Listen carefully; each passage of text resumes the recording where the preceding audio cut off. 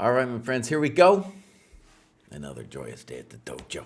Another day, another death, another sorrow, another breath. Um, all right, let's go. It looks like, am I on here? Is this working? Tap, tap, is this thing working? Yeah. So, yesterday we did the under 1,000. Today, of course, we're doing the over 1,000. We got some famous names coming today. Over 1,000, it just takes more work, you know? So, and yesterday we had somebody, I think it was Doomduck, talk about this as a graduation ceremony. I like that a lot, dude. I like thinking about it as a graduation ceremony. Yeah. So let's get into it. Here we got Doug Shields, has graduated numerous times. Let's see what's going on with Doug. Senior, recently retired. Looking to improve my chess. Let's give this dude a follow. Is dude part of the 50 plus club? Yes, he is. All right. You know, one cool thing that I hadn't thought about when we started the dojo was just how many older dudes like me are going to be out there, you know. And it makes a lot of sense if you're retired that you should do something like chess. And you shouldn't just do it like playing a sad blitz game. No, you should be trying to improve, or else your mind is just going to atrophy, you know? Just going to atrophy. So this is really cool. And also, since we started, I turned 50. We started a long time ago. And, you know, then I started playing senior chess. And senior chess in these last couple of years has taken off. As I like to say, it's not something I want to watch as a fan. But it is something I like participating in. It's a cool thing. It's a cool thing to do. All right. So let's check out Doug here. Doug has just started in the program and already really on it with trying to be a heat map hero. So let's get in. He's doing some non-dojo stuff. Let's just yell at him for that. Like he's watching some YouTube videos or something. He is doing some tactics, and that part of it looks pretty good. Yeah. Graduated numerous times already, so I don't understand, you know, because, well, I guess. Because everyone's first chess workbook, he's got so many badges, it's confusing to me. That's confusing to me. Because he just started. He's only graduated one time. In any case, what he's done here is a little bit confusing to me. All right. You know what he might have done is like gone back, actually, you know, like maybe he went back and because he had done everyone's first chess workbook, just like clicked into that cohort and so it's like, I did it, Bows, you know. Which is fine. If you want to get a record of all the stuff you did, it's not ridiculous. All right, let's see if Doug's got a game for us here. We got a game. This is D Shields. Nice. D Shields, if you get a chance, you know, tell us where you live and stuff, man.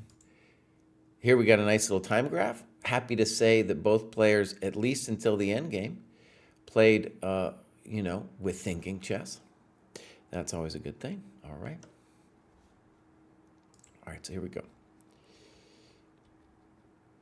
Very common at this level. And he writes, I was kind of lost here as to what to do because this wasn't covered in the Caro-Kann material on CD. I don't know if that's a CD, like, I mean, like one of the old school things, man, a CD. My kids don't know what a CD is. So, right. First of all, you did fine with bishop g4. What's this going to probably evolve into is a Carlsbad structure. And as long as you fix your bishop, you're doing fine. Yeah. All right.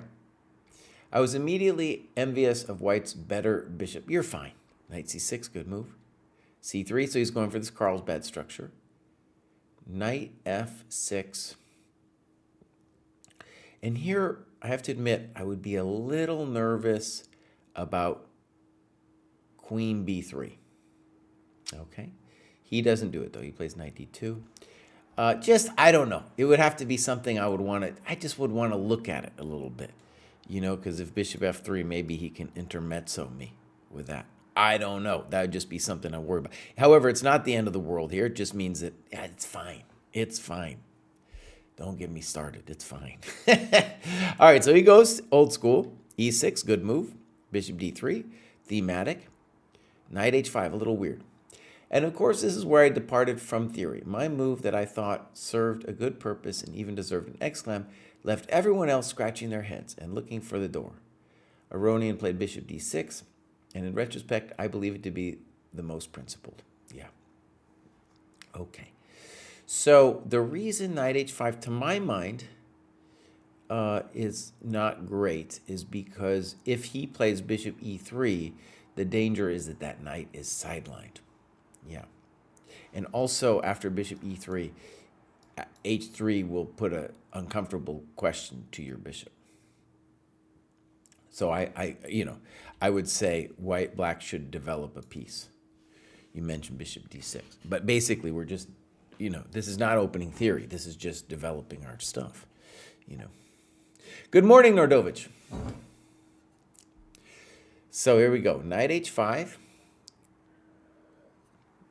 I think that's poor. You say thank you very much. And Queen F6. This is a little bit weird. I like this move, as did my worthy opponent. He's a worthy opponent. We both felt that it adequately discouraged the taking of the H7 pawn. Okay. So we're getting a lot of exclams here. So, I don't think he's even close to taking that pawn. And you've got a couple different moves here. I like Queen B6, for example. You could also maybe play G6. But you're doing fine in this position. This one makes me nervous because if he plays, I don't know, Queen B3, I think you're committed to castling long. And that just scares me a little bit, It's not the end of the world for you, but it just scares me a little bit. All right, so Queen C2, Rook C8. You give it an exclam. I definitely don't think he should take. Now he castles, and that's pretty frisky. Yeah, that's pretty frisky. Now, we cannot yet play Knight B4 because of Queen A4, but we will eventually play that move. All right, Bishop D6, fine. King D8, what's going on? What's going on? That's a fancy move, man, King D8. That's a fancy move. Now, let me just say something from experience as a coach here. My experience is that people are freaking terrified of this business on H7. It just freaks them out. And King D8, honestly, maybe you can play chess like that. You could also just play G6 and get ready to castle.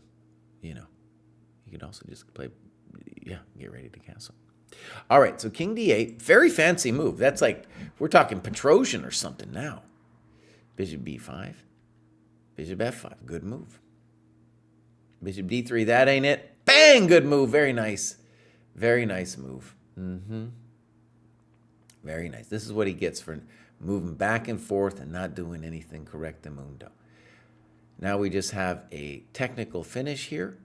I like B5. What did you do? H6. You're no rush. I still like B5. I want to play B5, B4. Queen E7. Queen C7. No one knows. No one knows what he's doing there. A4, okay. I feel the need for speed, he says. Now is this an unnecessary risk? I don't know.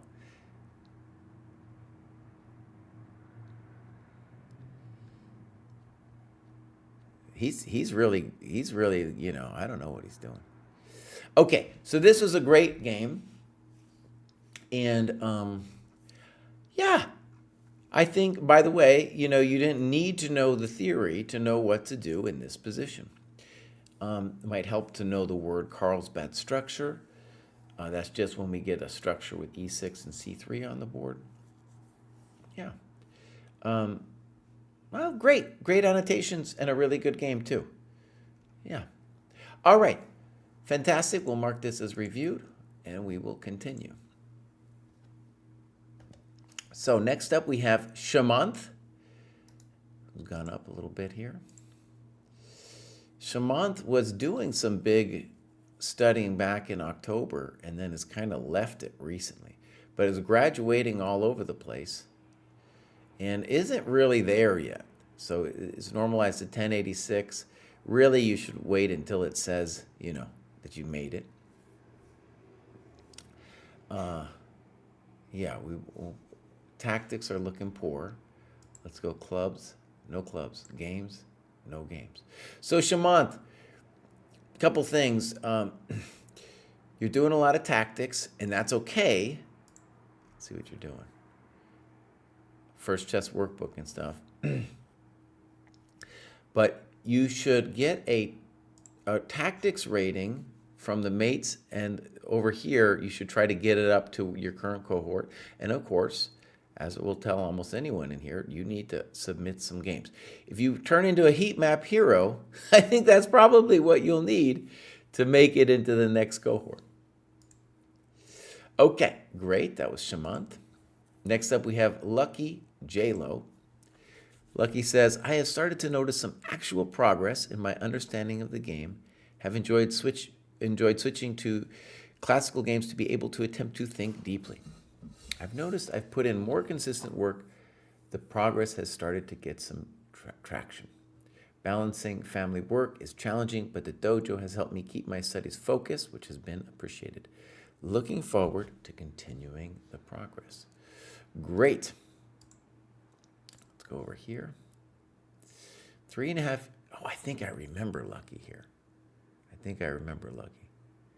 Right. Yeah. Reading music and chess to maintain my sobriety. 37-year-old combat veteran who uses chess as a medium to improve many aspects of my life. Beautiful. Yeah. Okay. This is great, man. You know what you could do, too, is you could join our Lifting Heavy Things Club. Join our Lifting Heavy Things Club. That was Alex Gustafsson, who runs a gym, created that one yesterday. Maybe you're already part of it. Let's see. Yeah. So I'm in this one, too. Any case, you could join our club. Heat map is looking great, by the way. Heat map is looking fantastic. All right, let's look at this ratings. And you look at that, dude. You've flown past it. You're ready to graduate again. Okay, so tactics looking great. Yeah, very nice mix. Those are all cohorts, but he's doing it. He's getting it done. And we go tactics rating. Oh, look at that tactics rating. Dude is flying. Checkmate test of 1686. This is looking great. So I predict that, I mean, he could graduate right now, you know, but maybe he's waiting until it solidifies a little bit. But that's all looking pretty good. We got loads of games, too. 13 games. Fantastic. Here's what game he played fairly recently. Bang. First, we'll look at the time graph. Reasonable looking time graph, right? Very reasonable looking time graph. Okay, so. Is this the Puzzle Rush Championship, or am I in the wrong place? I noticed I haven't played around with it yet. Maybe I'll even do that at the end of the stream. But ChessCom claims they've updated their puzzles. So maybe we'll go check that out. All right, here we go. C3, Knight F3, Bishop D7, Bishop D3, and now the infamous Bishop B5.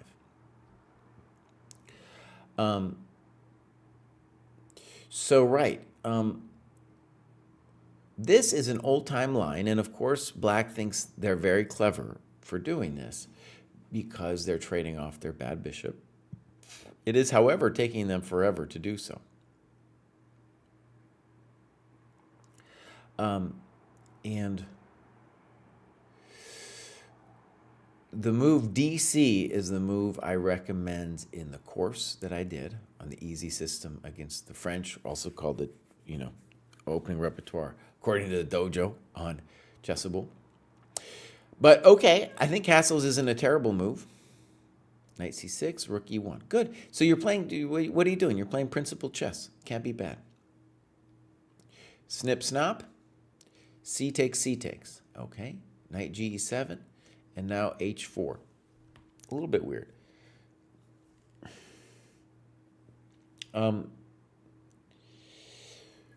So, in general, in the French, we have to consolidate this pawn before we do anything else, right?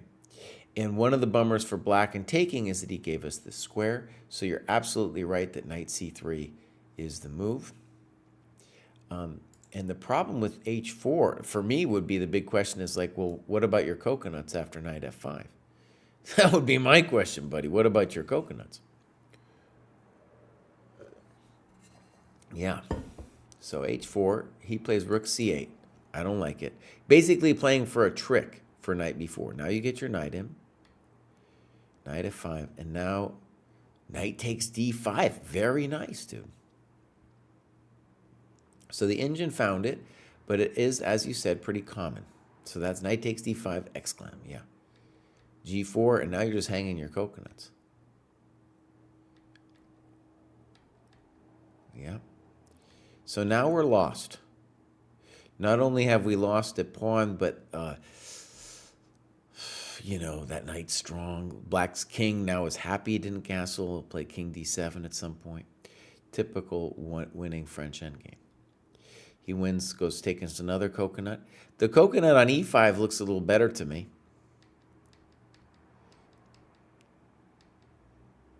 Nice, he's slaying us here. It's a little slow, but okay. Okay. Now, this is a classic mistake where you write rook c4, but just in general, the king doesn't want a castle. What are you doing, buddy? All right, so that's, and he thought forever on it, too. Rook h1, he's not doing it. We're not really doing anything. f6, now that's frisky. Okay, at least we're asking him questions. e5, bang, good move. He missed that, I'm sure. Bishop d2, bang, good move. This is almost turning into a welcome to the dojo minute. But f takes e3 definitely looks very powerful. Okay, we do get a nice knight. Good. Okay. No one knows what that is. I came up with a plan to shove the g-pawn forward. And the sad news is I don't know what you're supposed to do here either, honestly. It's not easy. We're down some coconuts.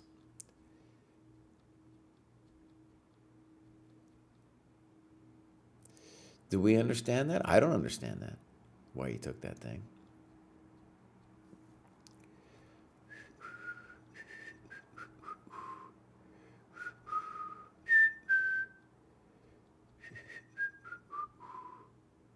e4. This is just a dumb move, so the line will end, and I can put some variations in later when I analyze this again. I've made a habit of coming back to these games multiple times, and I seem to always see new things each time I do. Oh, his opponent flagged over here with b3. Okay. So, first of all, let's just say, way to hang in there, right? And a key thing to understand about this, by the way, time control was, the opponent had 20 seconds to move, so he shouldn't have flagged. But the key thing to see about this is great for being resilient, right? I think you understand how it fell apart. One little anecdote, actually, I'll tell you, is Hammer came on. We did this podcast, the famous Jan Ludvig Hammer from Norway, and he was, he has an opening course, so he wanted to debate us on whether beginners should study openings. And in any case, one thing he said was he recommends the French because most white players will allow their center to simply dissolve. And that's ultimately what happens to you here. The center dissolved in a bad way. And of course, it was a tactical oversight and yada, yada. But I will tell you, as someone who's played the French a lot, played a lot of simoles, I've done all kinds of things with the French. And it's true that at the lower levels, the center often goes away, right? As it did here. So that's something to just pay attention to. And I think, honestly, it was your knowledge of endgames that did you wrong here. Because I don't think you even consider the move h4 if you haven't seen, like, ideas from my course, right? and you did it pretty quickly too. It's an unprincipled move that unless we're really sure about it, we don't want to do it, right? In the course, there's in fact no pawn on d4. Here, though, we have to really deal with the knight f5 question, right? So I think a good sample variation could be knight c3, knight f5, knight e2 exclam, and maybe bishop e7 exclam, intending to meet g4 with knight h4, right? And then we have ourselves an interesting position. Okay, well done, and let's keep going. Next up, we have David. David doesn't tell us anything, but David has done a lot of points, like Lucky J-Lo has done a lot of points too.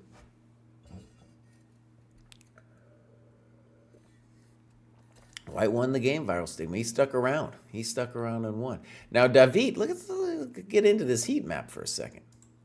Look at that bad boy. That's a hell of a heat map.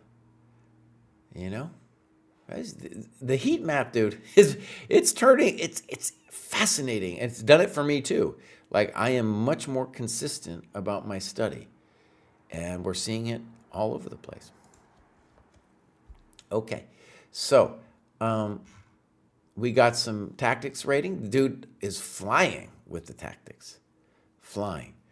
And I think, David, as you cruise up, you could even try to, get your Puzzle Rush 5-minute and survival up to the next level, because you did great with these tests. So we expect you should be able to raise that too. We got some clubs, David. SF Bay Area, home of the dojo. You've graduated numerous times. This is looking great. You're just killing it in general. 1208. All right, good. Let's click on the activity. Looking good. We want to see more games and analysis here. Let's see if we got some games. We do. So this looks like it's going to be an OTB. I don't know which. This one I'm reluctant to click because your opponent's rated so low. But it was a longer game. Let's click.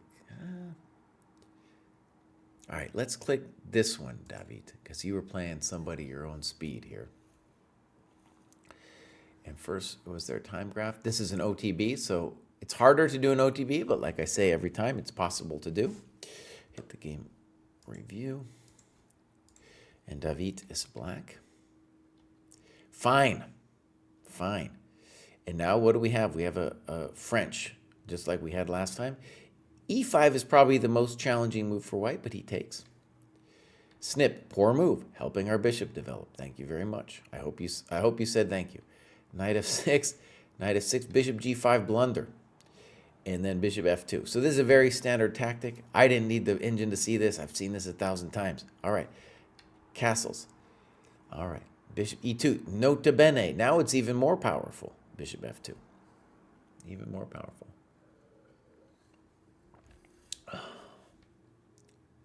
Queen b6, queen b2.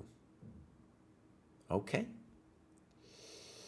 So he goes for it and plays bishop f6. And then this happens, queen a1. Is it exciting? Oh, it's very exciting. So queen d5. And now knight d7.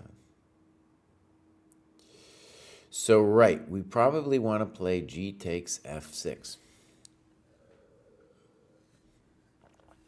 Nota bene that with gf6, things are still a little scary. But we do dominate the knight. And you talk about the engine seeing queen c2. Right. The other thing here with knight d7, queen d5, knight d7 is also terrifying, is queen b3 intending knight d2. How is the queen going to get out? I don't know. Maybe there's some way, but you can tell I'm afraid. That one, actually, I think you'd be okay, because we go here, here, here, and then we're just barely out. I might even take it back. Maybe you don't get out, right? Maybe you don't get out. Okay, but those are the kinds of things we need to worry about. And, we should say this is pretty bold of you. Definitely bold of you to be playing queen takes b2. All right, bishop f6, queen a1. All right, so queen c2 is more challenging. Queen d5. Now, knight d7, snip, king takes. Now again, queen b3 or something is my actual fear. I don't understand this one yet. And now the simple question, is he mating us? I don't think he is. You play rook g8. I think that's reasonable. Knight g5. Rook g7. Spicy, but reasonable. Queen f6, queen a2. Very nice move.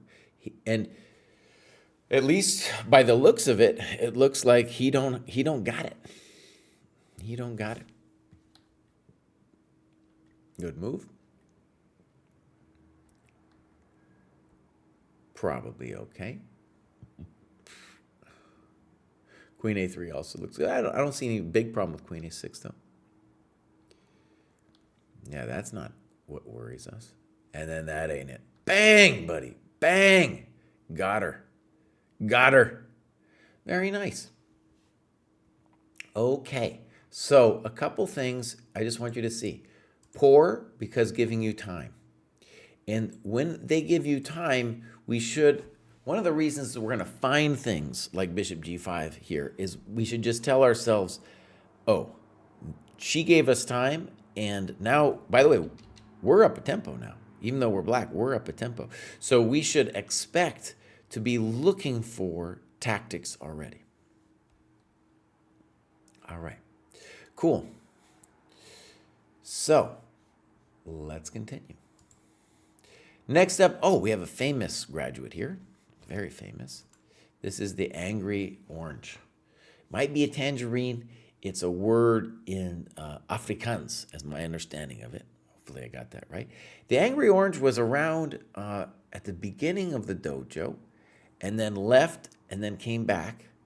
So one of the people from the very beginning. So that was cool. And we are going to look at this game that Angry Orange wants us to look at. So I'll just do the famous Control-C. The millennials probably have a different trick. The boomers like me like to use Control-C. All right. So, click goes. After some soul searching, I came back to the dojo with a different focus, fun. It's not my job, so what's the point of playing if I'm not having fun? Well, when you got that angry face over here at Orange, now I focus on input rather than results. I do the task, play the games, and let the ratings worry about itself. You might notice that I also carry the title of NM, and yes, I am not a master, and here is my certificate to prove it. Okay, now he's come back, and dude's doing some good work here, for sure.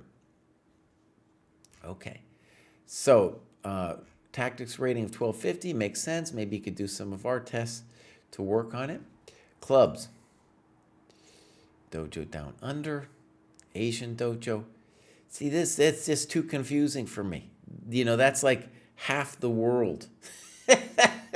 Angry Orange, man. Where are you, buddy? Yeah. All right. So, activity. And we want to just look at the most recent one, I think, and see a lot of games and analysis. Great. Great. Okay. So, 61 hours to make this happen. Beautiful. And Angry Orange, you know, he's been around a while, so he's graduated numerous times. I remember, you know, back in the day, the earlier graduations. And now, you know, he's up there, 1,200. That's no chump change.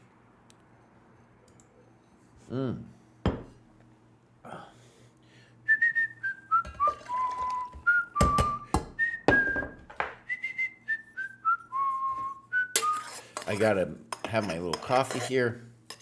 It's cold outside. All I got is coffee with some frothed milk, bro. That's how soft I've become. Drinking this frothed milk with my coffee. Delicious, though. Okay, here we go. So this is somebody with a mystery rating, or I could choose this. Oh, wait, he told me which one to choose. So we're going to do the one he chose. So we're going to go Control V, bang. All right, so this is the one he's playing someone very strong. We do have a time graph, and his opponent is clearly moving too fast, right? Maybe that's going to be the end of it. All right, so let's go game review, and right. So, okay, fine. Winnower, right? It's interesting now, Angry, you are now allowed to study some openings. This is where it happens at the 12 to 1300 cohort. You are now allowed to do a little bit of opening work. Good move. And here we go, Queen C7. Boom. Boom. Boom. Boom. Okay. Now, this is a very complicated situation. I don't know, one of the most complicated ever. And basically, this has been going on forever, like this position, right? This goes back well before the computer. And let's say some obvious things. Black, as a French player, I feel very prejudiced against this position because black has given up their dark square bishop. But white is discoordinated, and after d takes c3, it's just such a mess. So if you are black here, you can tell yourself a story of how you understand the dynamics of this position better than your opponent. Okay, usually they take, there's no rush to take, right? There's no rush to take. So there's a question is, like normally my understanding is it goes like bishop d7, queen d3, and then they take. So then the interesting question becomes, well, since he took it first, is there some way maybe I don't have to play queen d3 anymore? Maybe I don't have to, right? And maybe this taking here has, it just gives me some more options. Like, this queen is annoying. It prevents this knight from moving, and it makes it difficult for this because of this. So, to me, the interesting question will be, well, how about h4 bows? You know, they're just gonna, very simple. Very simple. Now that you've done this thing, I just want to see what happens if I run it. Okay, so queen d3, g3. My opponent told me this is where we left their prep, and they expected either queen c3 or knight c3. Back in the olden times, they didn't like to take the pawn on c3 because it gives some black some more opportunities. Okay, so, by the way, we've now transposed. I think he made a mistake of move order with d takes c3, but we've now transposed back to the regular stuff. g3, I'm sure some GM has played g3. It's not ridiculous. Castles, bishop g2. And if anything, I'm happy about you not taking the pawn. I think that shows good sense not to take the pawn. And now d4, good. This is the thing they love to do. Okay, so now you took the thing, and that's probably too dangerous, but we understand why you took it. If you've gotten this far, it's almost like, well, maybe you should castle, you know? Maybe you should castle. One of the things I just stressed why it's this position I find so complicated is, and I feel like Anand was really good at this position, a lot of great games. But really, like, white's claim would be, hey, my bishops, the reason I'm better is because my bishops. And it would be a cool thing if I could just leave, if I could claim they were developed where they stood, right? And that my king will just kind of float, you know? Obviously, it's very difficult to play that way. So For example, I think h4 is still a challenging move here. But okay, g3, it's not ridiculous. Part of the question is, though, what are we doing? What are we doing? You take, very frisky. And I think we're going to be in at least a little trouble after this. And then he takes. And my gut here is that black is better. All right, he plays rook d7 instantly. I don't know why it's so fast. Your opponent, yeah, playing a little fast here. So actually, we looked at the time graph before, and this is by all means an impulsive move here, rook d7. And by that, I just mean, dude is, this is definitely a critical position for black, and it's time to think, you know. Because we have knight f5 is an interesting move, knight d5 is an interesting move, you know. Yeah. Okay, well, we could talk about it forever. I like knight f5 best. I don't know if I believe this. Bishop e3. I mean, castle's definitely a first thought, yeah. Because now what are you going to do if he smacks you? You're going to take on f7, a7? No way, right? He goes here, and then finally you castle. And now knight f5. Good. I don't know why we didn't play knight f5 earlier. You snip, and now rook d2. It looks like you should die. It looks like death. Rook f2, and now b6 is a very bold move. He thinks only 3 minutes on this. He needs to think longer.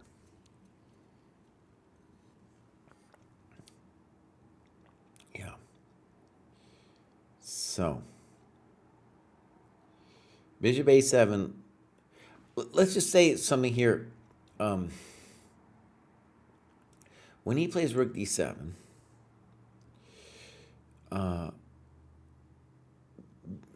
he's got one idea here, right? And that's to put a rook here. So bishop e3 is committing yourself to snaggling the pawn.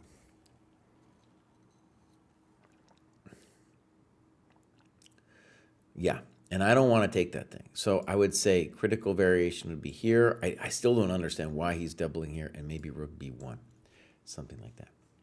This one is going to commit you to taking that pawn on a7, and you don't want to because it allows this rook d2. Now, I think he should think for a second here before he snaggles b6 because it's hot. All right, so check, check, snip, and then we're toast. Let's talk about what your queen d8. I don't know. It looks like we're toast. Okay. Yeah, so b6 probably does work. As long as it works, it works. Makes sense, though, too, because we've allowed black to achieve the strategic aim of the position, which is to nail you on d2. Okay, so good game, Angry, and you went down a big-time theoretical line. I don't think your opponent, maybe I'm wrong about that. Maybe nowadays they take on c3. But basically, the point is that the old-timers didn't want to take because white's not threatening to take now anyway because I got knight takes d4. In any case, great game, and notice just too this g3, bishop g2. Maybe you could do it, but the bishop's kind of, it's developed, but only in a technical sense, right? Okay, beautiful, well done. And now we're going to continue here with we're going to call him Agon. Goal for 2025, 1,800 USCF and 2,000 ChessCom. So far, 1 graduation a month. I'm feeling pumped. Now, that's a huge goal here. All right, so let's look into Agon. In general, as you know, I like to be a little bit slower with these goals, just because I've had experience coaching a lot of people, and I think a goal is fine, but you know, Now that you're playing, you're going to be playing some people who a little bit more experience now, so it's not going to be as easy. Yeah. Would like to challenge David to a freestyle rap battle. That'd be fun. We'd watch that. Hi, Jalp. Jalp, sometimes I don't look at the YouTube things because I lost the ability to see it all in the chat because the restream thing doesn't work. But I can go back and forth a little bit. All right, great. Let's just check out what's going on. Dude is ready, really, to graduate, almost ready to graduate again. We want him to do some more tests. We want him to get his rating. Yeah, it's pretty good, though. Pretty good. Pretty close. Clubs. St. Louis. Well, right there, he's got a huge bonus if he's in St. Louis. Huge bonus. Hang out with Kostya, but more importantly, go to that club, and they have rated games all the time over there. Here we got some games. This was played this year against Richard Goldsmith. Let's check this out. We got times? We do. Let's check it. Very compelling graph with the times there. Okay, so we'll mark this as reviewed. This is in St. Louis, facing a 1460 level player. All right, so great. So here we go. All right.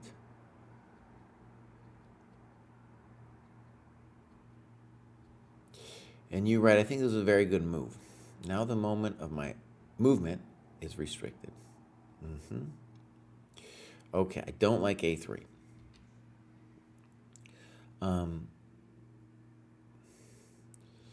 So when we do this, what we want to say is whenever you see the move C6, then you have to ask yourself, is dude threatening to take my coconut?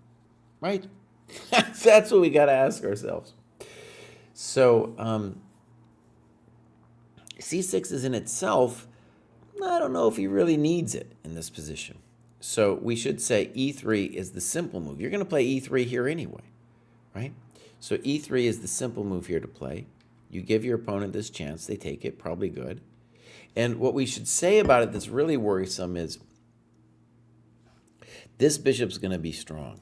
And, you know, he's got a really easy development. So we want to be aggressive here, need to play something like knight C3 or A4, bishop B4, knight C3. But that isn't it. That's just a waste of time. Good move. Okay. Okay. Fine. You could play rook E8 and now A4.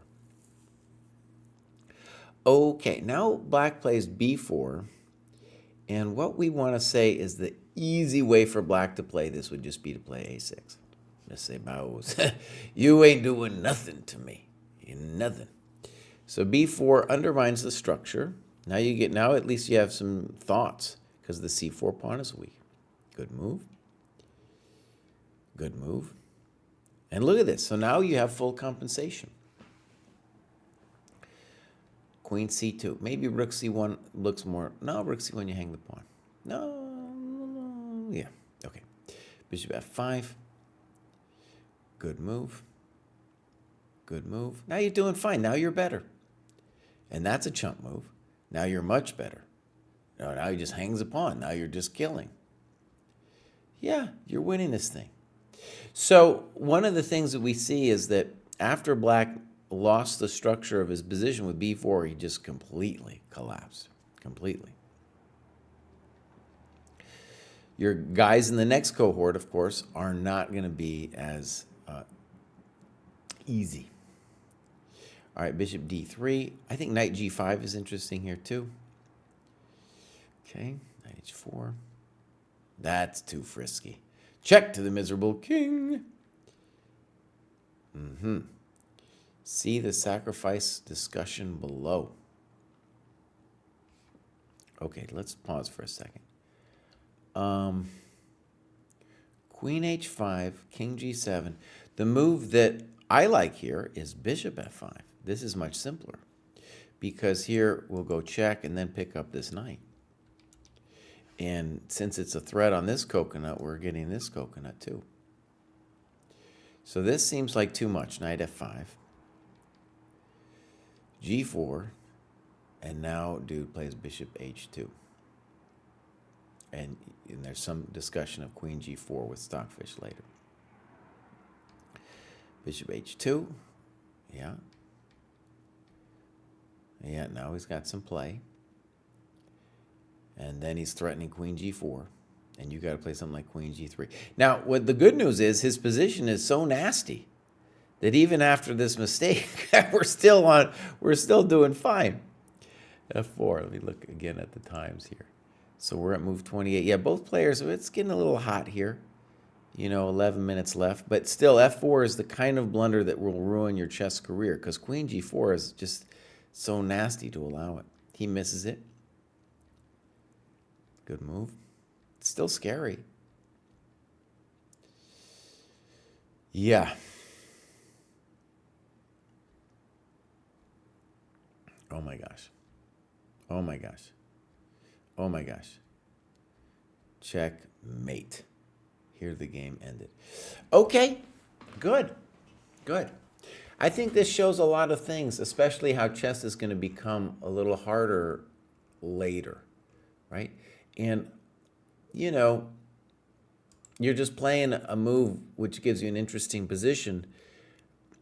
But here we want to be, it's sensible to start with e3 anyway. Because look, after you give away this bishop, you're going to want to play e3 anyway, right? And then probably c4 and, do your thing. I've seen the name Gonzalez before. Yeah, what does that mean? Okay, well done. Let's continue here. Next up, we have Araldo. Araldo, I remember, dude, this guy's graduating left and right. Let's go see what's going on with Araldo. I remember his graduate. Look at that, it's 1370, man. Look at that heat map, just crushing. Just doing the work.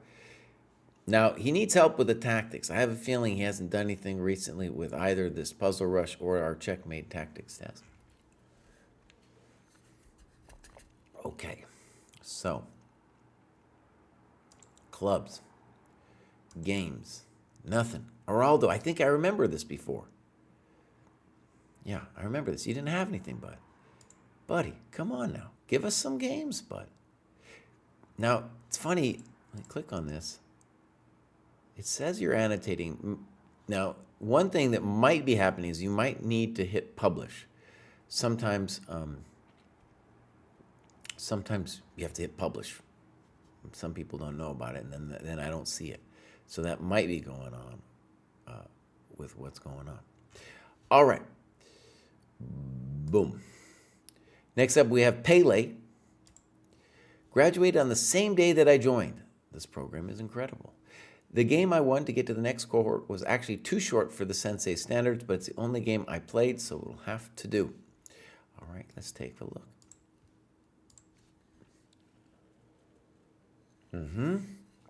So Pele just joined, literally, a couple days ago, then graduated. He's 1407, needs to do some of this business. You can tell he's concentrated on his survival, hasn't done the 5-minute thing. But yeah, we want to see that. And he's doing some tactics. Just started out, doing some mate and twos. Good. Just done a couple. That'll help him out. Games. This is an online game, obviously. We go over here, we'll take a look at the time graph. And yeah, we're playing some chump that wasn't thinking. Here we go. This is the Lone Wolf League. And we'll go game review. Pop. Pop. So far, so good. I don't like it. Yeah, not a great move. And now you played a6. Intuitively, I would prefer knight bd7, but yeah, I would prefer knight bd7. Just ask him the question. That doesn't make any sense. So white's playing a4 in a reactionary way to stop you from playing b5. But the real reason you did this was because you were nervous about like bishop b5 checks and stuff, right? So I still like knight bd7. That's fine. Okay. Weird. The computer might not call this a blunder, but I will. It's flimsily defended by an undefended knight that's in the middle of the board. It blocks the d-pawn and doesn't seem to be supporting any of white's plans or ideas. Now, I do think maybe he's got an idea, even though it's, let's call it long-winded, and that would be to play bishop c2 and d4. I guess. I'm just guessing his intention here. It is weird.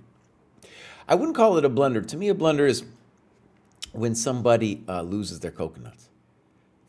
That to me is a blunder, when you lose your coconut. Okay, bishop d3, castles, b6. Okay, weird to put it on d3 and then put it back. Good, good. Okay, it's really, yeah, there's something going on where you just did not want to play knight bd7. You were like, no, I'm never going to do it. Now you do it. All right, knight e5, knight e5, cd4, good move. And now you're a little bit better because of the isolated pawn. Bishop f3. He should consider queen f3 here. He goes back, passive.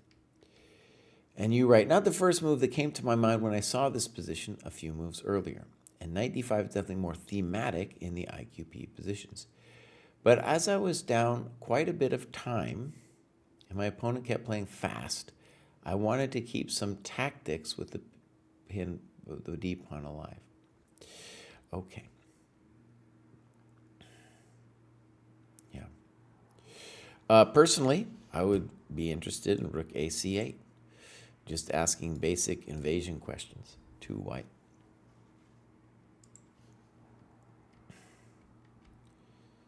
A little weird. A little weird. So what's happening now is you're in a little bit of time pressure, and now you're just kind of poking around, you know?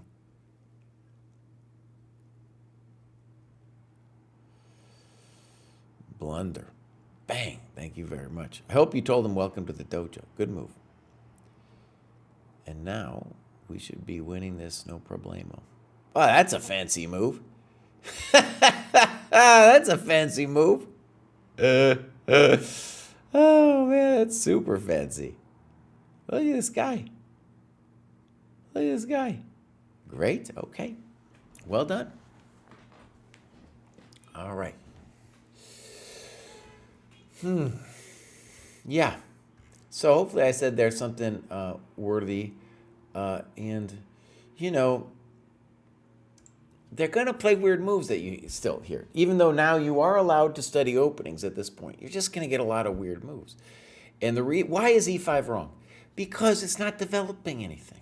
It's not developing anything. He thinks that the knight's doing something there. But when you play knight d7, I don't know why you didn't do it. He either has to take it or do something about it. I don't know. He doesn't have any good moves. All right, here we go. Next up is the famous Kratwich. Kratwich says he's not famous. Very new to the dojo and started very close to the grad limit. This was a great place to start and get familiar with the program. I've already found this has shifted the focus of my chess activity from endless, mindless rapid games to meaningful improvement activity. It's also reduced the sting of losing rating points as I can measure progress against the work I need to do rather than just current run of results. I'm hooked. Great. Let's check out Kratwich over here. Coming back to chess. Let's give him a follow. 1409. Beautiful. And you can see, dude is doing work every day. Yeah, the PR, see, it's amazing. I said this yesterday, but I did, for Dojo 3.0, we're going to have Dojo 4.0 May 1st this year. But for 3.0, I did a statistical study and examined what is the average of each cohort for Puzzle Rush. And I found it to be remarkably consistent. So we do this with statistical regression, our tests, to figure out your rating, tactical rating. But This one is also a very good measure, as is the puzzle survival. And you can see here, he hasn't done anything else really, but this is matching his tactical skill here. We might have to adjust it. I'm going to go look later, but it seems like Chess.com has developed some new tactic stuff. We'll go check it out. All right, Crowdwitch, tell us where you are and stuff. Clubs, join a club. The club helps me identify where you're from, but this is a great heat map. We got a game against Sergey here. And boom, here's our time graph. Pretty good. We're going to hope that you are winning here and not just making impulsive moves. We'll see. Now we'll go game review. First game at this time control, which is 45 plus 30. All right. Need to build a better opening repertoire that I've used for Rapid to date. Check out Jesse's aggressive repertoire. There you go, buddy. There you go. All right, here we go. E4. Poor move. It's not principled, right? So here we go. D6. Fine. E6. Okay. Okay. Question here is if I wanted to support a D4 push and make a claim in the center. Yeah, so D4. And then, you know, with D4, one of the weird things, though, is like, well, why did we play A3? I don't know why you played A3. All right, A6. A4. Yeah. I can hear Jesse saying, get your coconuts out. That's absolutely true. You did A3. Your bishop is already safe. Play D4 or D3. Actually, I don't care. You could play D3, too, if you wanted to. Now you do a D4. So now Black has a very typical Scheveningen position, but you've lost 3 million tempi. I don't like D4. Oh, maybe you could do this. Okay. Pop, pop, pop. The simple thing for him to do, by the way, just take on D4, play knight C6, and Black is better. Now it looks like he's losing a coconut. DC5. Spent a lot of time on this move. Attraction was giving Black the IQP. Now, of course, you need to figure out what's going on with D4. And then I guess you were just like losing your mind here. And then you played knight D4. Now, we don't want to play knight D1 ever. That's just something we don't ever want to do. So you need to make a move like bishop E3 here, right? Simple chess. Okay. So, DC5, big blunder, and now we're lost. Bishop takes C5. Is there something wrong with bishop takes C5? I don't know. This one also looks winning, though. Okay. Okay. Yeah, we're toast. Good move. But just king H8, you know. Check to the miserable. Probably unnecessary. I want him to develop, by the way. He needs to learn to develop. Okay. G3.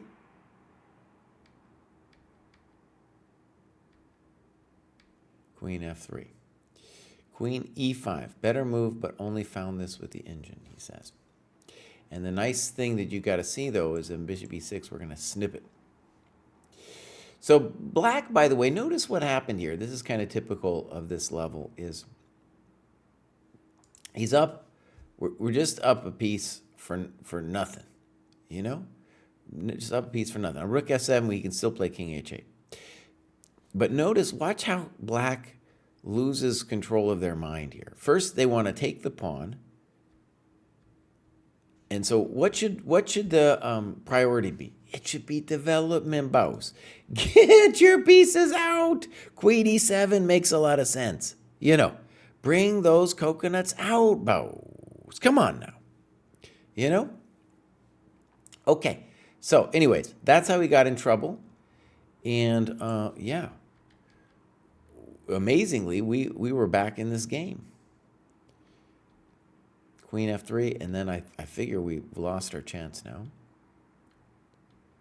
Yeah, now we just don't have anything. Well, he's given us a little bit. Unfortunately, that's happening to us. Okay, so Good example of how at this level you can lose a full piece and still still have a chance to come back. Chess Under Fire, hello. What can we expect from Dojo 4.0? Oh, well. Well, basically, the main thing that happens on every development is every iteration is that we're constantly working on the UI and developing new features and stuff.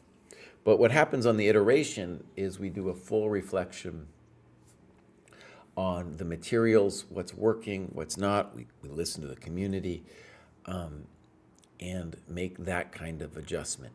And I think the big difference now is going to be that we are rolling out, and this will happen before 4.0, but we're rolling out this algorithm. We're calling it an algorithm, but basically it's a training algorithm. So that instead of it being a training program where you come to the site and you have a bunch of stuff and people are confused about what to do, we're going to tell you exactly what to do. Now, it's a feature you don't have to use, but we're really trying to dial it in. And while dialing it in, right, we're gaining some good knowledge about how points are assessed, how time is used. You know, when you log your time, the heat map, of course, has come out since Dojo 3.0. So we're dialing in a lot more of the presentation of the material and then the order in which you do things. Okay, that's this little preview. There's a lot to it, though. And the main thing, though, of course, we just go through every bit of material in the program and ask ourselves, is this correctamundo? Do we need to take stuff out, for example? Do we need to put stuff in? Okay, great. Next up, we have STG. STG, I don't know. It hasn't done that much work. Let's see what's going on. So STG was around earlier in the year, did some stuff, and then just is now graduated. It's come back, 1542. And tactics score is lower, so we want that higher. We want to obviously see more. Clubs, Boston, New Hampshire, okay. Games, nothing. So STG, you've been around a couple months. It's time to commit to the heat map. Time to commit to some game analysis. Bows. All right. So that was STG. Next up, we got Echo. Echo, dude, look at this. This is a lot of work. And by the way, when you get this high up, you know, this is what we're talking about. One interesting thing we were talking about yesterday with the famous Alex Gustafsson, who's a strength coach, is, you know, there's this thing in weightlifting called the 1,000-point club or 1,000-pound club. And so that's like if your total of deadlift, squat, and bench is 1,000 pounds or more. And I was like, Alex, what would a rating of that be, you know? Because it's not like you're professional or something at that point. It's just like a cool achievement for intermediate or beginning lifter. And he said 1,500. So anyways, there we are, 1,500, 1,600, the level we are with Echo. That means if you are 1,500, you're a badass dude. you're cut, dude. If we could see your chest muscles, they would just be like, raw. You'd be a monster. Okay, so Echo is definitely doing the work, a lot of tactics, and really is ready to graduate again. This is in Canada. You could use, I would encourage him actually to use this this rating. Echo Wings, I think his name used to be Echo Wings and changed it to Echo. Because there was a dude at the very beginning of our program was called Echo Wings.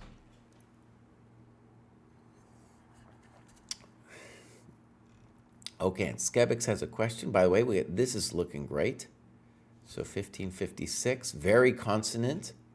Our tests and our benchmarks, they tell you where you're at. It's like, you know, as long as you do it, it's going to reflect where you're at as a player.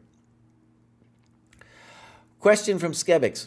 I've already completed my 45 games analysis, but I still play my weekly OTB. Should I focus on other tasks or continue analyzing each games? Well, Echo, let's after this. I'll go look at you real quick. Okay, so this is great. I want to see. It looks like. Let's see. We just want the most recent cohort. He's been doing a lot of tactics recently. So we got some mate in 3s. We got some mate in 2s. That looks good. Okay, and I assume we got some games too. Here we go. All right, this is great. This looks like an OTP game. So, my friends, this dude, Echo, he's doing it right. He's doing it right. And we do have a time graph. By the way, this means that Echo took the time to both write the times down on the score sheet and to do it in his notes. And I guarantee it's a helpful thing. It helps, obviously, it creates this graph, lets us gain a picture of what was going on. And for himself as well, gives a story of the time usage in the game. Okay, great. So, game review. Pop, pop, pop. All right, here we go. And bishop c4. Bishop c4 I call the old move, but it's definitely a violent thing that's very interesting. So, e6, f5, and back in the day, knight e7 was the move for black to play in this position. The bummer is there's unfortunately several moves that black can now do. It's just so sad because you turn on the computer and things change. But black doesn't know what he's doing. You can tell because he thinks a little bit here. And Echo calmly plays d3. Good move. Great move. Good move. Queen e1. And you write, a3 is a better option, allows to save the light square bishop and keep pressure on the a2, g8 diagonal. Okay. I'm just thinking about how I feel about that. Let's give queen e1 a try. And on d5, I want to say that the critical move for me would be bishop b3. Is this scary? It is, but the general point is I don't want to release the Kraken here. Right? I don't want to release the Kraken. And we're going to claim that he's not wasting us. We're going to hope he's not wasting us anyway. Anyways, this would be the interesting thing. I think after e takes, he is just better. And that's one of the problems of this bishop c4 setup. If you're interested, I did a course on Chessable, and I talk about this move, bishop b5. But I love this variation. It's unfortunately doesn't work out too well. All right, so now black's, you like white's better here. Leaves the defense of the king side. I feel white is slightly better, or at least on the attacking side. Okay. I don't like it because it looks like that bishop's going to come to e6, and it looks like glue to me. So bishop f4, b5. That looks frisky. Why is he playing b5? Queen g3, that looks good. Knight e7, looks passive. What is he doing? And now you talk about bishop d6. This is in principle, though, what you want to do. It's looking great. d4. And then you talk about rook e7. Great.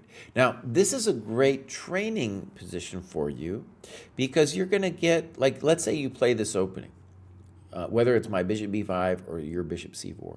You're going to get a lot of positions like this. And so you're going to want to really think about these kinds of tactical situations. When you play what I call the aggressive repertoire, you're going to get early middle game positions like this where a critical position is reached. And one of the great things about game analysis is by doing the analysis, what happens is you're like, oh, I know that a critical position is going to be reached, and I know that I'm then allowed to think for 10 minutes on a move like this. Because if you're just think about it and you play knight d1, you say to yourself, oh, my knight's so sad there. So sad. And if anything, if I'm going to move my knight at all, I guess I'd want to go to e2. But the bummer is I should feel like I'm not doing it anymore after a move like knight d1. Okay. So, knight g6. Boom, boom, boom, boom, boom. And you say equal. To me, it looks like white's definitely worse because we got those bishops. Knight h4, good move. I like that move. And now queen b6 definitely looks wrong. So big moment for black. I think knight h4 is a testing move.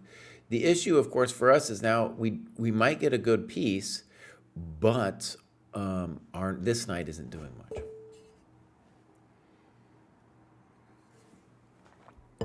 Okay, so you talk about queen d7. I definitely think the move for us should be queen d5. Prevents knight f5. We could also even think about f5, though that's kind of weird. You know, queen d5 makes a lot of sense. Black should be better. All right, queen b6, no bueno. That's got to be good, but knight f5, you write equally strong. And knight f5 looks great, you know. That's not it. Queen g5. Yeah, why can't we play knight f5? But you put the knight here, man. You put it there. Let's go.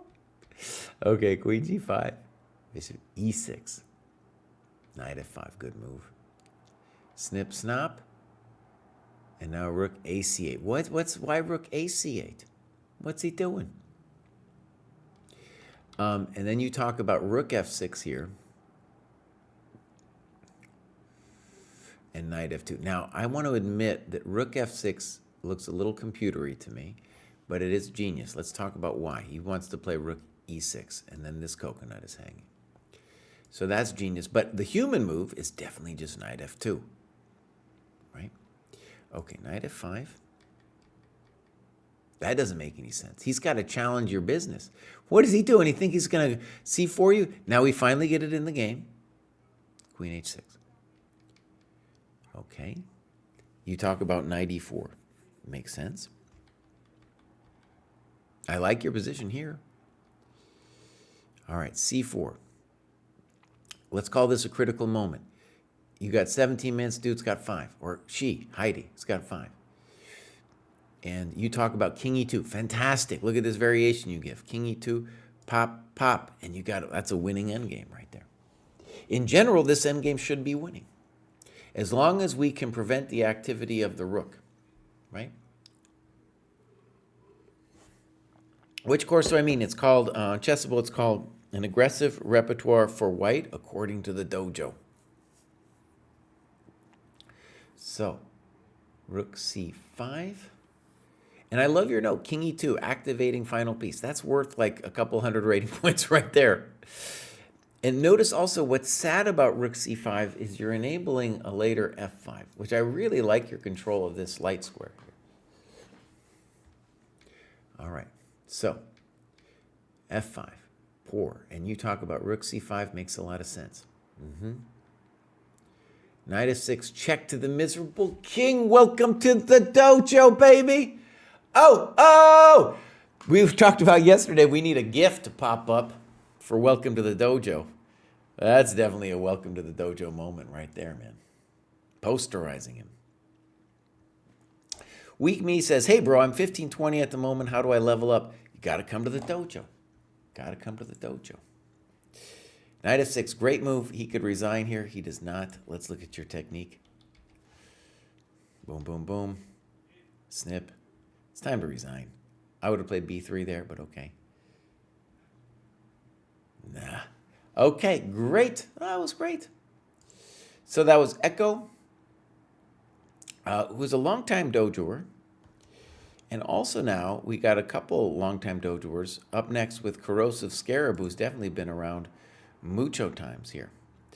Continue to be thankful for the dojo. Having guidance with the material to work on is such a help in this time where there are so many resources for an improver.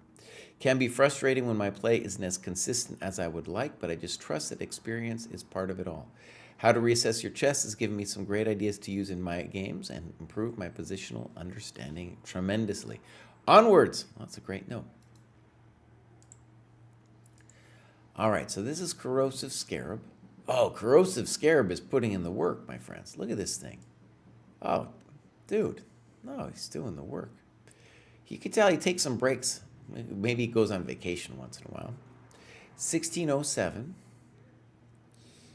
He's an actor. Okay. 1978. Oh, dude. Well, not only that, but he did a tactics test where he slayed it.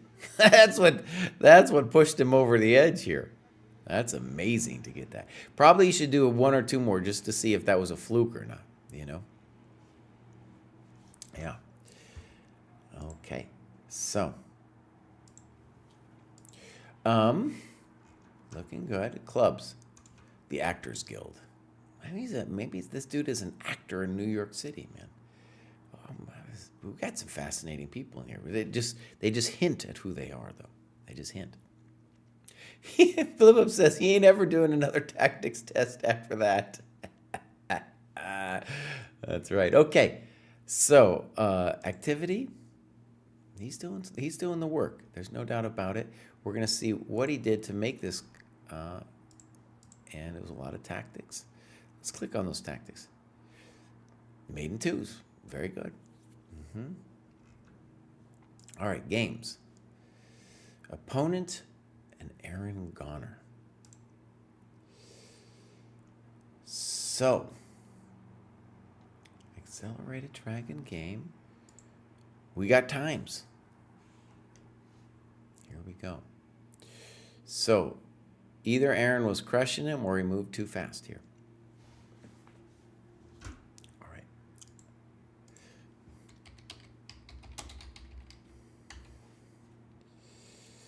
Dude, Aaron Goner, dude, is a good-looking dude who's been in all kinds of movies, yo.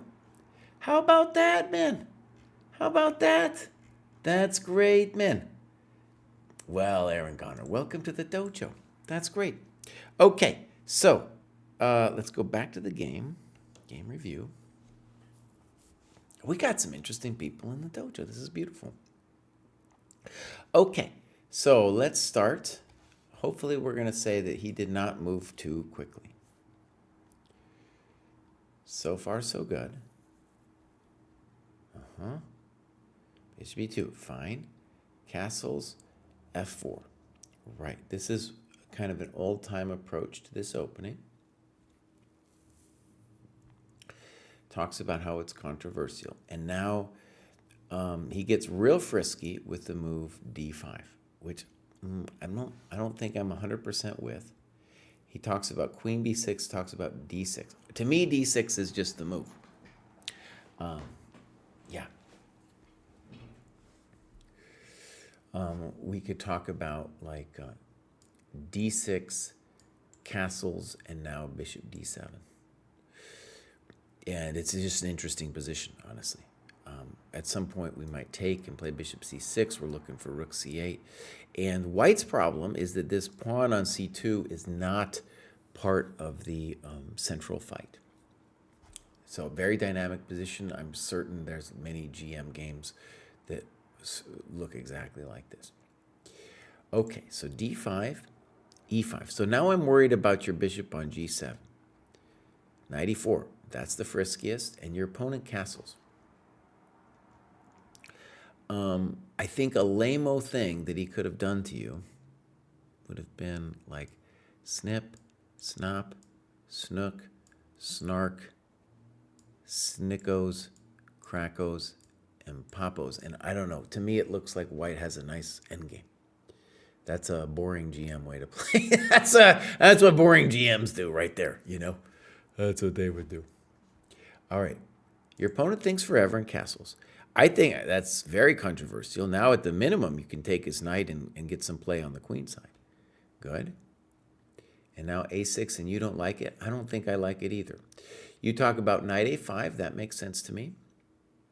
And just in general, what the knight a5 move expresses is that, hey, I'm going to move my bishop somewhere. I'm going to put my rook on c8, and I'm just going to get play against your coconuts, both not only the pawn, but also the square, right?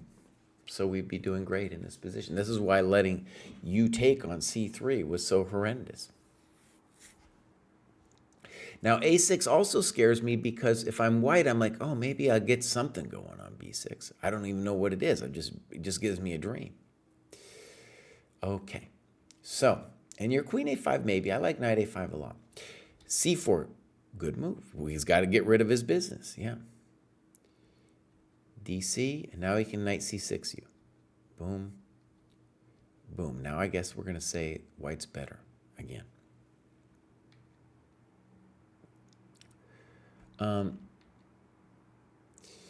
It would have been pretty annoying for him to go into the endgame, you know? That's what a bummer GM like myself would have done. A bummer GM. Queen e2. There's other moves. All right, c5, good. I like that you're trying to activate your pieces. Rook d1. Okay. That's pretty soft. Bishop d5 here. Yeah, that, okay. Rook f8. c4. This actually feels like a mistake to me. I agree. And then you don't like bishop b7, but bishop f3 is a similar deal, right? Okay. Okay. Losing time. Bishop f8. Wait, did we have to? Okay, wait a second. So what we need to say is we need to be ready to challenge this invasion. So bishop f8 looks forced so that we can play rook d8 next. We do not want to allow our rook, the rook to d7, which is not something we want. Queen b6. Now, honestly, usually we're toast when they get a rook down there like that. This doesn't look right, g4. By the way, Aaron, these are great annotations too. These are great annotations. So,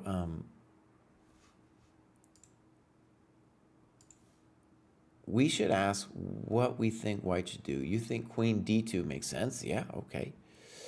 Queen d2,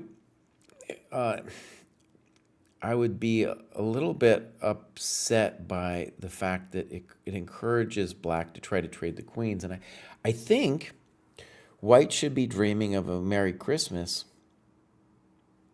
of a white Christmas. You're dreaming of something over there with mates, you know. You should be dreaming of mates. So, in any case, if I was white, I would spend some time here trying to find a way in. Usually we can find a way in when we got the space and this rook on d7. That wasn't it. Rook c7, probably okay. And then now he's getting real frisky. Not clear this is helping him at all. Weakens the e5 pawn. Check to the miserable king. Rook b2, that's spicy. And then you say accepting a miserable position. I agree. Now look at that. Your rook is amazing. Bishop f2. Snip, okay. Good. No, I think you're great. You're doing great here. It's not about the pawn. It's about the fact now your king is out of the box and your rook is better. So you should be winning now. That's passive. You said thank you. No, that's a good move. Passive. Good. Fine. Passive. Oh, this guy's gone full passive. Yeah. Now you're just killing him. Okay. Good move. I like your patience too. You're playing patiently. And now, you know, we're winning a variety of ways. You do it this way. That looks pretty nice. That was a good move. Passive. Oh, look at that. Oh, here we go. And he resigns. Wow, that was a great game, Aaron. Also, really good annotations. A couple things I want to stress for people watching this is that this is how you improve. Look at this guy's notes. He is thinking about what's going on, and this is how you'll get good at an opening, right? Your opponent's going to do something weird. I think this is a logical thing for white to do. And now I think, D6 makes a lot of sense. Queen B6, maybe. I don't know. That looks freaky. But in general, this is how you get good at an opening. And also, you get good at positional chess when you recognize, oh, not only do I want to stop C4, but I just want to work him on this file. So, great game. Great annotations. Well done. Okay. We got a couple left. And first up is Mouse. Actually, you know what? I got to take a quick potty break. I'm coming right back.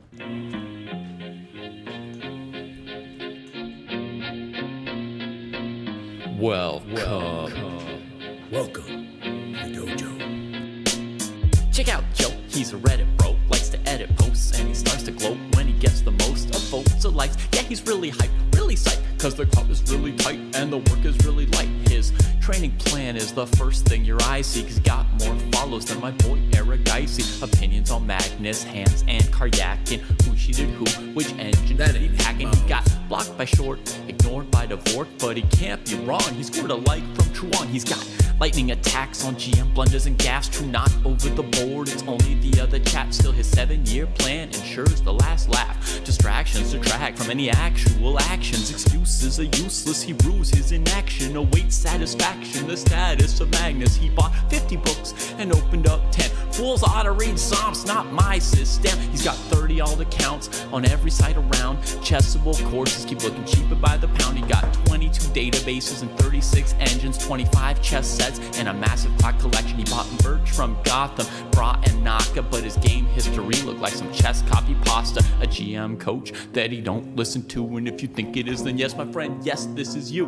But that all changed one bright sunny day when a friend said, hey. Okay, my friends, we are back with a famous graduation. This is the famous Mouse Slip, and he's been focusing on the last 3 chapters of checkmate patterns on Chessable.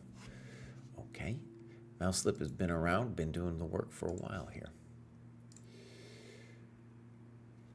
So, he's going to be 65 in January. That means he is 65, well, maybe already today. So, happy birthday, bro. That's great, man. That's great. And you can see dude's heat map is full of green there. So, he's been doing his tactics. And, one topic that I've been turned on to for the talks, and I don't know quite how we would address it, but there's been a couple papers talking about how chess helps prevent dementia. And so one of the things that's really interesting to me about that is there's been a bunch of studies trying to ask, like, does chess help you get smarter as a kid, right? Because they want to put chess in schools and stuff, and so it would be a great argument to say, yes, it makes you smarter or something.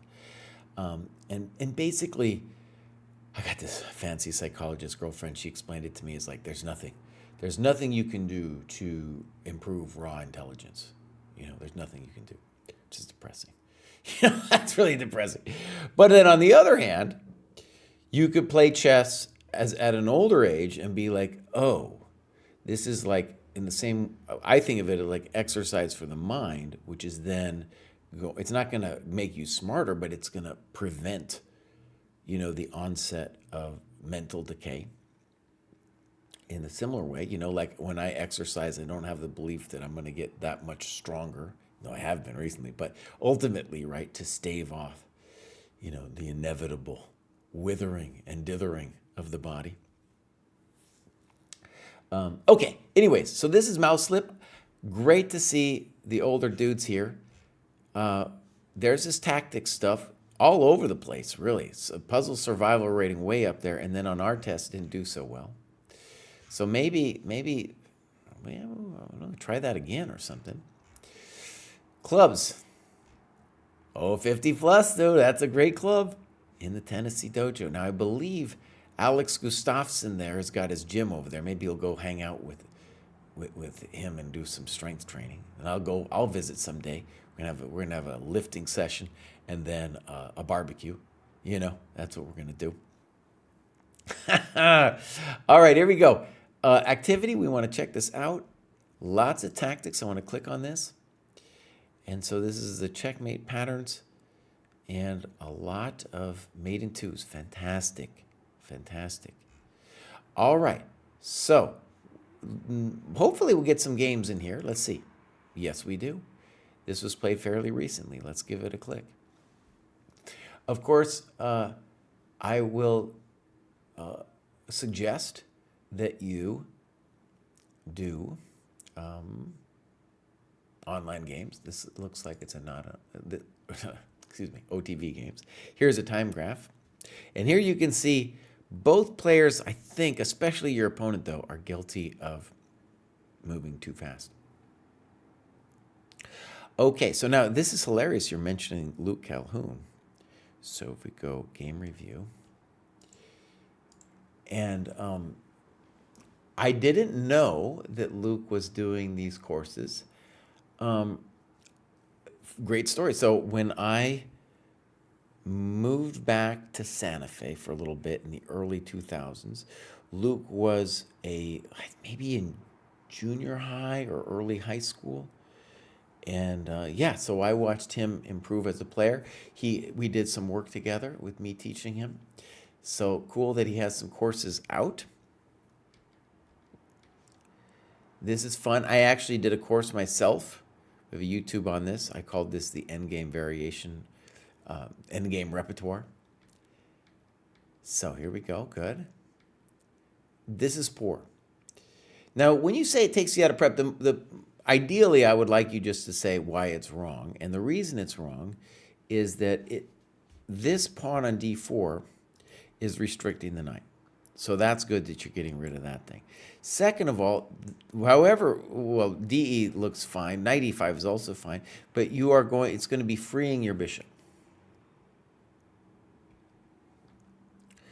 Jesse watched the Vichy X Gukesh ad shoot video. I don't even know what that is. If you've got a link, buddy, send it to me. So here we go. Now you're fine. Bishop g5, c6. Excellent move. Excellent move. Very important move. We're going to kill this knight now. And I think we're threatening probably b5 at the moment. And now you castle. I don't like this. I wrestled here a little bit between playing b5 immediately or castling. I figured there's no reason to hurry, so I castled. And so the thing I want you to understand is that your king kind of wants to be in the center now. Wants to be in the center. And b5 is a hell of a drug. Because, I don't know, he's got questions about where that bishop goes. He's got real questions. And it's just a nice spatial grab that comes at no cost to us. Okay, so typical mistake where we're basically losing time with the king. F3, okay. B5, good move. Now the danger is too, because our king is out, it's harder for us to play a move like king e7 to control this square. And now we have to worry about this. So bishop e6, and he plays king b1. That doesn't look good. You talk about rook d6, rook c8, rook hd1, bishop e7 is at least equal. Good. Good variation, yeah. I would rather be black. This knight is dominated over here. Okay, so that's comforting that doesn't do anything for him. Good move. I don't like it to take. Now you get this nice bishop. Defendamundo. Good. Where is he going? He's got to do something with that knight. Maybe c4. Let's play bishop b7. Very good. Now you need a plan. You got several moves. I like a5 and f6. Let's see what you do. Good move. Good move. Actually, I said a5 and a6, but rook d8 makes a lot of sense. Just challenge the file immediately. Also, actually, another, maybe even a stunner move would be bishop c5. Ooh, bishop c5 might be the GM move. Because there you're saying, hey, Mr. Knight, buddy, you ain't going nowhere, man. You ain't going nowhere. All right, you're trading it all off. And you're claiming that this is a crushing endgame. I like f6 better here. But okay. Here, good. c4. b4. Okay, mouse slip. We are now in what we're going to call a classical endgame.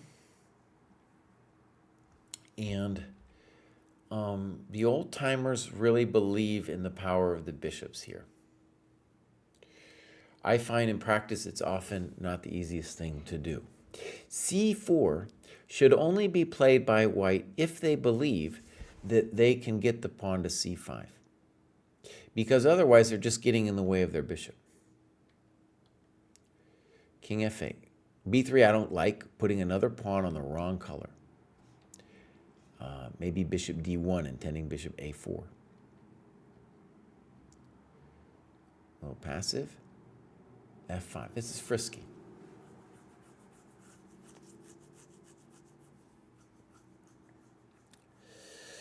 What I not 100% is, well, like let's say the dude played knight f2 here.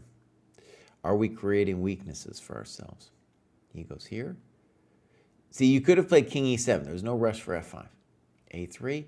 This, I think, is helping you open the position. King a4, king f6. Bishop d1, bishop a6. I don't understand that move.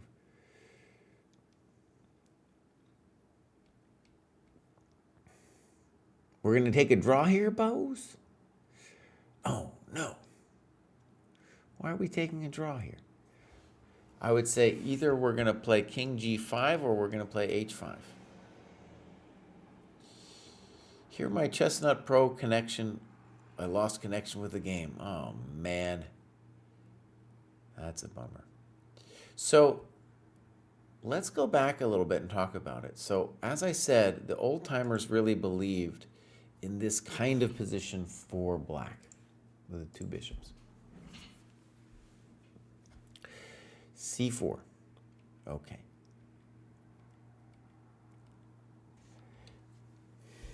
The question is, how do you feel, Jesse? How do you feel about this position? Do you think this should be winning?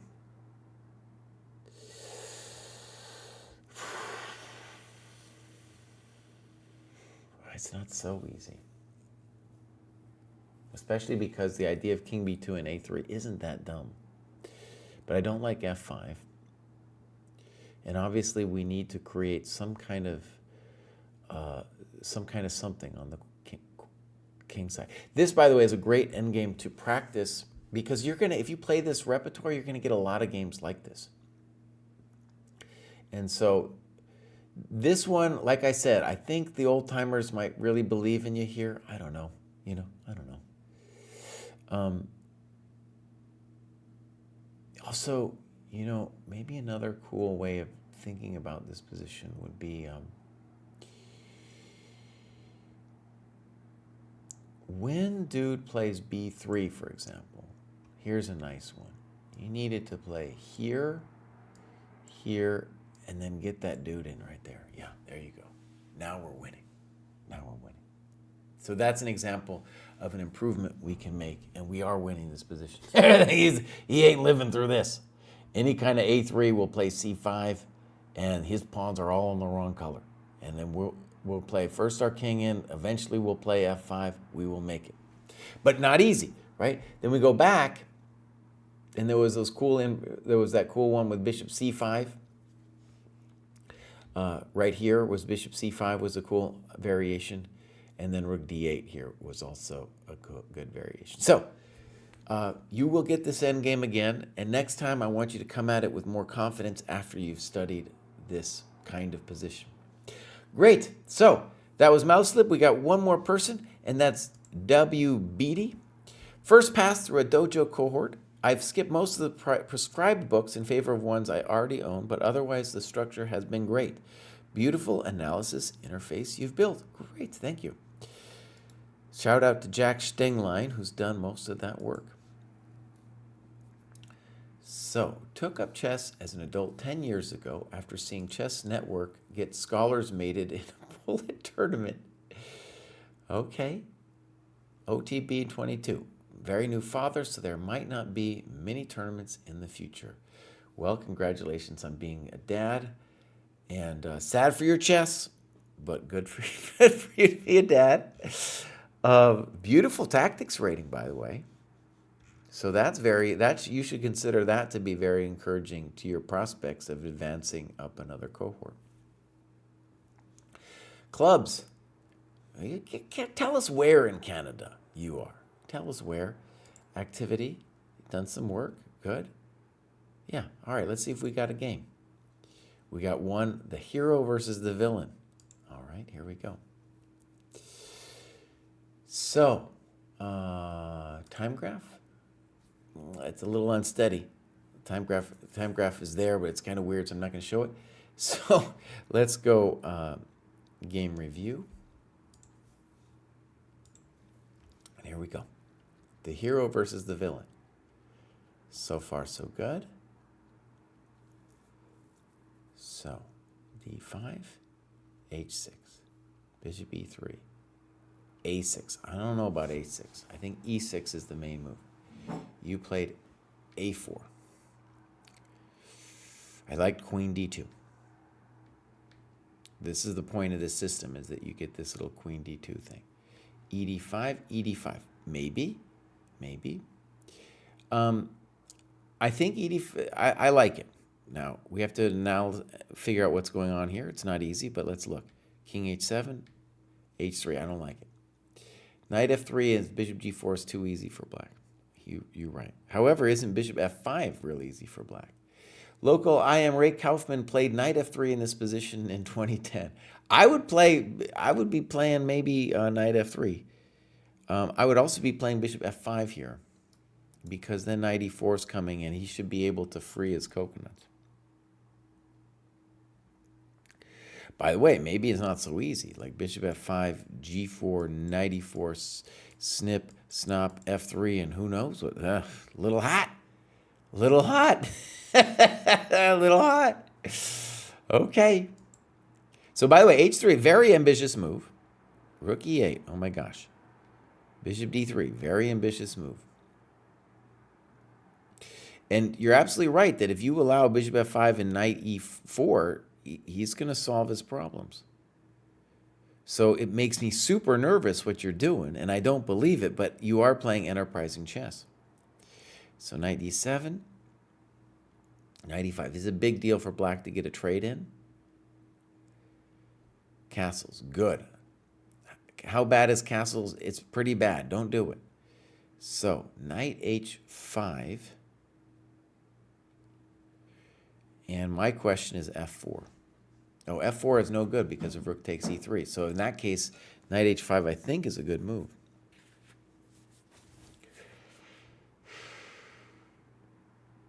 It's a very hot position. Knight e2, I play this good move for a lot of the wrong reasons. You talked about g4. I think g4 is really intense. Yeah, but it is the big question, because g4, if knight f6, then I think f4 would work. It's very hot. In addition to queen h4, knight g3 is also an idea, because fg, rook e3. Oh my gosh. Whew, that's super hot, isn't it? I mean, that's so hot. And also queen, I mean, so like here.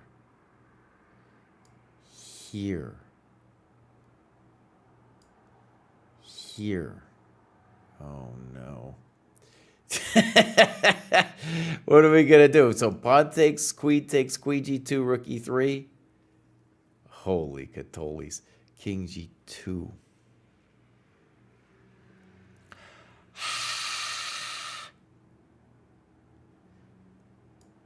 Rook h5, bro. Rook h5. Oh, Chihuahua. Now, it's still not clear what's quite going on here, but I'm scared. You can see why I'm scared, right? You can just feel the fear. The fear. Yeah. Boom, boom, boom, boom, boom, Boom, boom, mate. Ah, got me. Holy moly. So, by the way, now you deserve maybe death in this position. I mean, maybe you can do it, but this is what happens when we lose the development game. All right, so knight e2. I think queen h4 looks like she's hurting you. Bishop d7 doesn't look good. And now you played rook fe1, which I don't like. You talk about knight g3. I agree. We don't want to trade. We can't trade any pieces. Just intuitively, I would like that move, rook a e1. Also, I want to ask what's wrong with f4. I thought that was the whole thing. Do you talk about f4? Here we go. f4. I had ruled this out for the aforementioned rook e3, but it doesn't work here thanks to the knight on e2. This is probably a pretty good move. It would definitely put a lot of pressure on your opponent. I thought that was what the idea was with knight e2, by the way. Yeah.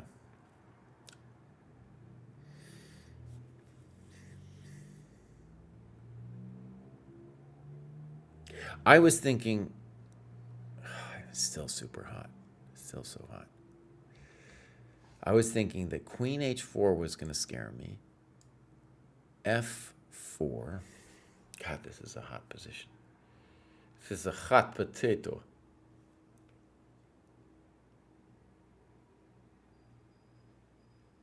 Rook e7. And I don't know, I guess I like black, but it's a little hot. A little hot. Okay, bishop d7. Rook fe1. Doesn't make sense to me. If we're going to move the rook, it should be rook ae1. Queen e8. Weird. And g4. That looks very appropriate now. Now it just looks like we're sending her home. Now you talk about knight g3. Bishop f4, yeah. But let's look. So bishop f4, knight e4, queen c2. Good move. Yeah, and then you're getting it. Getting it done. Yeah. Okay, that was exciting. This is, you can see, guys, chess is at a higher level. Now this is just wrong. You cannot be stealing coconuts over there when all the tension's going on here, my friends. So, boom. Queen d8 was talked about. Queen f8. This looks very scary, though. We got all the initiative. Dang, look at that move. Nice move. Welcome to the dojo. Rook e8. Bang. You don't like it. So, yeah, rook e8, simpler path. Is there something wrong with this, though? Let's see. I still love your position, though. Queen e2. Pop, pop. Bishop f8. Queen e5. Definitely knight e4. Right.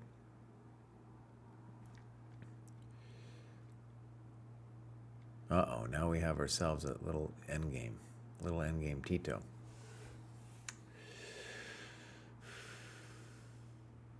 I take and offer the draw, which she accepts. Well.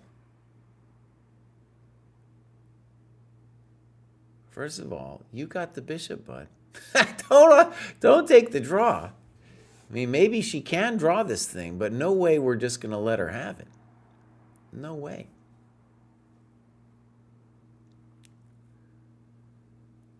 All right, so you look at b3, bishop c7, bishop e7.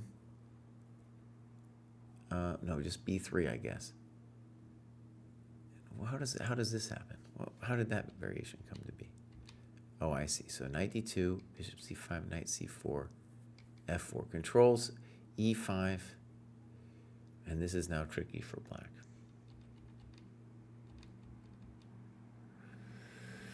So, a lot of things to talk about. One thing, though, is that line that you just showed.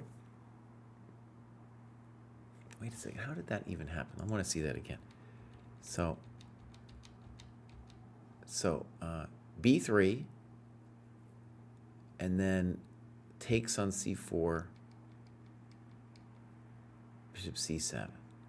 Okay. But now he doesn't have to play knight d2. She doesn't have to play knight d2. Can play king g7. And then that's complicated because this king is coming to the blockade square, right? Looks correct because d6, knight f6. And we'll get back around.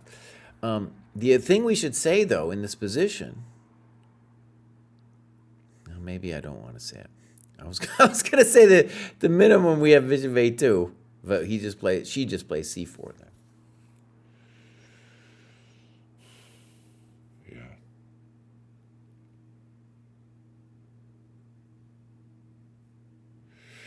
Okay.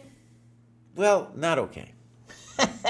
Not okay. I still want, at the minimum, I want this position, and I'm going to say I have better chances. Not claiming anything special. I'm just saying I like my chances here. Because my king is a little faster, and at the minimum, I can just put my bad boy here. And so I'm not claiming I can win this thing, but I'm definitely not going to make a draw. I'm not going to agree to a draw. Okay, guys, that was real fun. We're going to do something here.